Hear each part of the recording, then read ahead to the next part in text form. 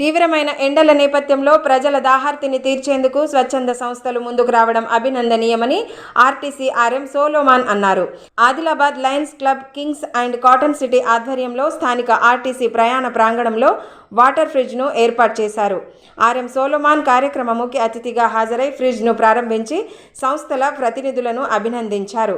ప్రయాణికులకు చల్లటి నీటిని అందించారు. కార్యక్రమంలో డిఎం కల్పన, లయన్స్ క్లబ్ ప్రతినిధులు రమాకాంత్, కరీం అలీ, నురానీ, భగవాన్ దాస్, అన్సార్, నరేందర్, సత్యనారాయణ, రవీందర్, భండారి దేవన్న తదితరులు పాల్గొన్నారు.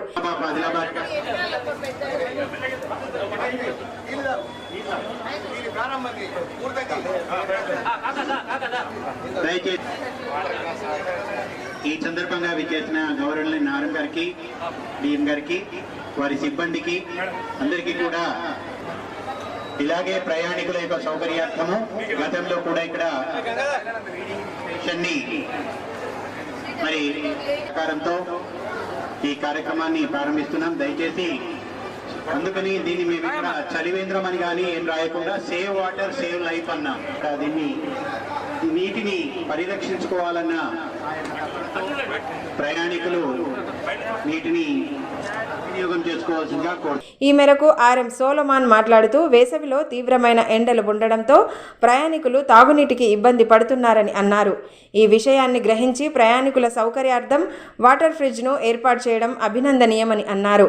ఎండల నుండి ప్రజలకు ఉపశమనం కలిగించేలా కార్యక్రమాలను నిర్వహించడానికి మరింత మంది దాతలు ముందుకు రావాల్సిన అవసరం ఉందని అన్నారు.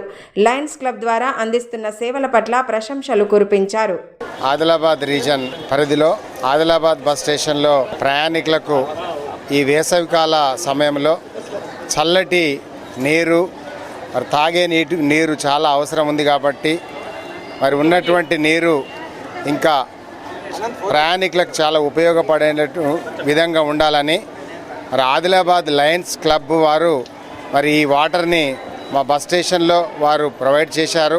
మరి ప్రయాణికులు మరి ఈ యొక్క అవకాశాన్ని తర్వాత ఈ సదుపాయాన్ని వాళ్ళు సద్వినియోగం చేసుకోవాలని కోరుతున్నాను.